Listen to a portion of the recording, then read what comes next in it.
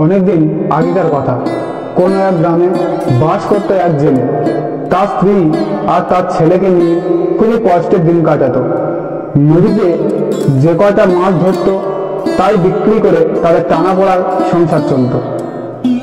আর কতদিন এভাবে দুঃখে দিন কাটবে আমাদের? সংসারে তো মাত্র 3টে মানুষ, তাও ভাত জোগাতে পারছো না। আধ পেট খেয়ে আর কতদিন দিন কাটাতে হবে? সব সময় খ্যাচ খ্যাচ করো না তো গিন্নি। আমারও কি ইচ্ছে হয় না যে একদিন ভরপেট ভালো মন্দ খাওয়ার? এতই যখন ইচ্ছে যাচ্ছে তো যাও না, বেশি বেশি মাছ ধরে বিক্রি করো। হ্যাঁ হ্যাঁ, তাই যাচ্ছি। সব সময় অশান্তি আর ভালো লাগে না। হ্যাঁ, আমি তো সব সময় অশান্তি করছি। জেলেটা জাল নিয়ে মাছ ধরতে বেরিয়ে যায়। কি গো মোহন ভাই, এই ভর দুপুরে কাঁধে জাল নিয়ে কোথায় চলেছো? আর কি বলবো আমার মনের দুঃখ। আমার জালটা ছেঁড়া, ঠিক মতো মাছ ধরতে পারি না। আমার বউ সে কথা বুঝতেই চায় না। বাড়িতে দুদণ্ড বসবো তারও উপায় নাই। বইয়ের খ্যাচ খ্যাচানি আর ভালো লাগে না ভাই। আর কি বলবো ভাই, তোমার মতন আমারও একই দুর্দশা। চলো ভাই, আমিও যাব মাছ ধরতে। তাই চলো। জেলে ও তার প্রতিবেশী জেলে দুজনে মিলে নদীতে মাছ ধরতে যায়। দূর, মাছই পড়ছে না, জালটাও ছেঁড়া, কি করব বুঝতেই পারছি না। এদিকে বেশি বেশি মাছ না ধরলে বইয়ের খ্যাচ খ্যাচানি শুনতে হবে। বরং আরেকবার চেষ্টা করে দেখি। এই তো কিছু মাছ পড়েছে, যাই এগুলোকে নিয়ে বাজারে যাই। যে ক টাকা হয় তাই দিয়ে তো আবার সংসার চালাতে হবে। জেলে মাছগুলিকে বিক্রি করার জন্য বাজারের উদ্দেশ্যে রওনা দিল। আর পাইকারি ভাই, মাছের দাম কেমন দিচ্ছ? এবারে কিন্তু মাছের দাম বাড়াতে হবে, না হলে লস খেয়ে যাচ্ছি আমি। আর দাদা, মাছ বুঝে দাম পাবে। তো কি মাছ নিয়ে এসছো? ইলিশ মাছ এনেছি, ভালোভাবে ওজন করবে কিন্তু। হ্যাঁ হ্যাঁ, এবারে মাছটা দাও তো দেখি। এই নাও তোমার মাছের দাম। জেলে মাছের দাম ভালো পেয়েছে, সেখান থেকে কিছু টাকা নিয়ে বাজার করে বাড়িতে চলে গেল। গিন্নি, ও গিন্নি, কোথায় গেলে? কোথায়? এদিকে আসো, দেখে যাও কি এনেছি। কি হয়েছে? কি এত ডাকাডাকি করছো কেন? আর কি বা এনেছো? এই দেখো গিন্নি, আজকের বাজারে মাছের দাম ভালো পেয়েছি, তাই কিছু টাকা দিয়ে বাজার করেছি। আর বাকি টাকাটা এই নাও, রেখে দাও। খুব খিদে পেয়েছে, কিছু খেতে দাও আমাকে। তুমি হাত মুখ ধুয়ে এসো, আমি তোমাকে খেতে দিচ্ছি। পরের দিন সকালে আজও নদীতে গিয়ে দেখো না, যদি কিছু মাছ পাও। কে জানে ভাগ্যে কি আছে। হ্যাঁ গিন্নি, তুমি ঠিকই বলেছো। গিয়ে দেখি মাছ পাই কিনা। যদি মাছ পাই আমি তাহলে বাজার থেকে হয়েই আসবো। সে জাল নিয়ে নদীতে যেতে থাকে। কিছুটা পথ যাওয়ার পর এ কি, ওখানে ওটা কি দেখা যাচ্ছে? একটু এগিয়ে গিয়ে দেখি তো। এটা তো জলপরি। যাই, একে নিয়ে জলে ছেড়ে দিই। জেলে জলপরিটাকে নদীতে ছেড়ে দিয়ে আবার নদীতে গিয়ে জাল ফেলতে থাকে। জেলে ভাই, ও জেলে ভাই। এই মাঝ নদীতে কে আমাকে ডাকছে? এই তো আমি এখানে, আমি তোমাকে ডাকছি। তুমি কথা বলতে পারো? তোমাকে তো এখনই আমি নদীতে ছেড়ে দিলাম। তুমি আমাকে নদীতে ছেড়ে দিলে কেন? তুমি তো আমাকে বাজারে নিয়ে গিয়ে বিক্রি করতে পারতে।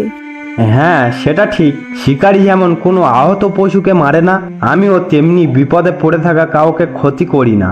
আমি এই জাল ফেলে যা মাছ ধরি সেটা বিক্রি করে আমার চলে যায়। তুমি খুব ভালো জেলে ভাই, তুমি খুব সুন্দর মনের মানুষ। তুমি আমার অনেক উপকার করেছো, আমিও তোমার একটা উপকার করতে চাই। এখন থেকে তোমার আর কোনো দুঃখ কষ্ট থাকবে না।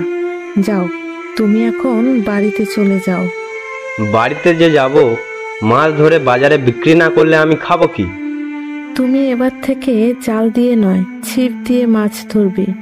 তুমি নদীতে এসে ছিপ ফেলবে, আর তোমার ছিপে একটা করে সোনার মাছ উঠবে। তবে একটা কথা মনে রাখবে, তুমি প্রতিদিন একটা করেই মাছ ধরতে পারবে। এবার আমি চলি। পরের দিন সকালে জেলে জলপরির কথা মতো ছিপ নিয়ে নদীতে চলে গেল। দেখি আজ কি আছে কপালে। সোনার মাছ, এ তো সত্যিই দেখছি সোনার মাছ। জেলে সেই মাছটাকে নিয়ে বাড়িতে চলে গেল। গিন্নি, কোথায় গেলে গো? তাড়াতাড়ি এসো। কি হয়েছে কি? আজকেও কি ভালো মাছ পেয়েছো? এই দেখো গিন্নি, আজকে কি মাছ এনেছি। এটা কি? সোনালি রং করা মাটির মাছ? বলি, তোমার মাথাটা কি একেবারে গেছে? খেলনা মাছ নিয়ে এসেছো? এটা কোনো খেলনা মাছ নয় গিন্নি, এটা সত্যি সত্যি সোনার মাছ। সোনার মাছ? তুমি কোথা থেকে পেলে গো সোনার মাছ? তাহলে তোমাকে কালকেরই ঘটনাটা বলি। জেলে সব কথা তার বউকে বলতে থাকে।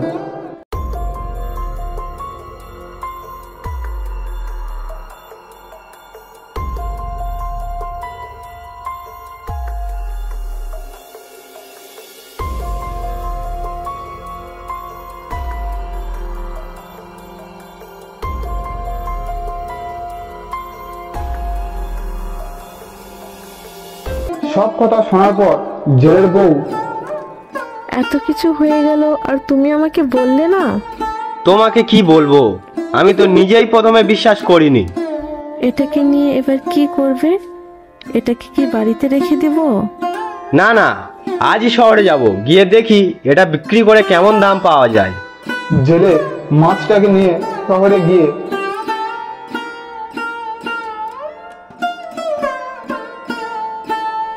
একটা সোনার দোকানে মাছটাকে বিক্রি করে। মাছের দামও ভালো পেয়েছে সে। এইভাবে কিছুদিন চলতে থাকে। সে প্রতিদিন একটা করে মাছ ধরে শহরে নিয়ে গিয়ে বিক্রি করে আসে। হঠাৎ একদিন রাতের বেলা, কি গো, জেগে বসে আছো যে, ঘুমাচ্ছ না কেন? তুমি ঘুমাও, তোমার কি আর চিন্তা আছে? কেন, তোমার আবার কিসের চিন্তা? আমাদের কি কোনো জিনিসের অভাব আছে?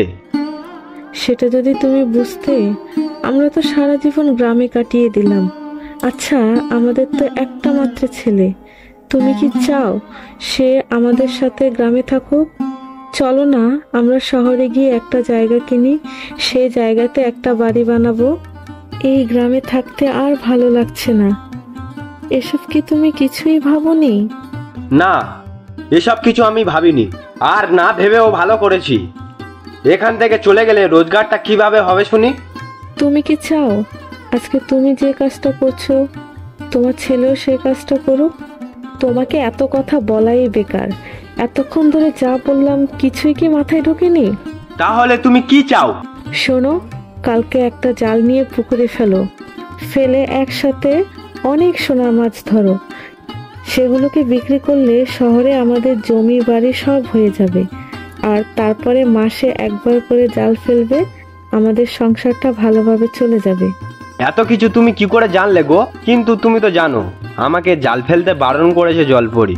তুমি কি করছি খোকা? তোমাকে যা বলবে তুমি তাই শুনবে।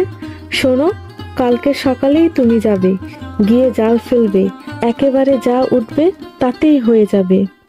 পরের দিন সকালে জেলে জাল নিয়ে নদীর দিকে যেতে থাকে।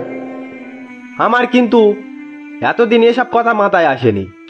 সত্যিই তো, আমি রোজ একটা একটা করে মাছ না ধরে একেবারে জাল ফেলে দিতাম, তাহলে আমাকে এই জায়গাতে আসতে এতদিন সময় লাগতো না। শহরে সুখ আহ্লাদ ছেড়ে গ্রামে গঞ্জে পড়ে আছি। সে নদীতে গিয়ে জাল ফেলা মাত্র, জেলে, তোমার সৎ কাজের জন্য আমি তোমাকে পুরস্কৃত করেছিলাম, আর তুমি আমার সত্য ভেঙে আমাকে অপমান করেছো। তোমাকে দেওয়া সবকিছুই আমি ফিরিয়ে নিলাম। হায় হায় হায়, আমাদের একই সর্বনাশ হয়ে গেল গো। কি হয়েছে, কি হয়েছে গিন্নি? আমাদের জমানোর সব গয়না, সোনা, টাকা সব মাটি হয়ে গেল গো। আমাদের একই সর্বনাশ হলো। এইসব আমার দোষ, আমার লোভের জন্যই আমাদের সব চলে গেল। তুমি আমাকে ক্ষমা করো গো, তুমি আমাকে ক্ষমা করো। বন্ধুরা, ভিডিওটি ভালো লেগে থাকলে একটা লাইক, কমেন্ট আর সাবস্ক্রাইব করতে ভুলবে না।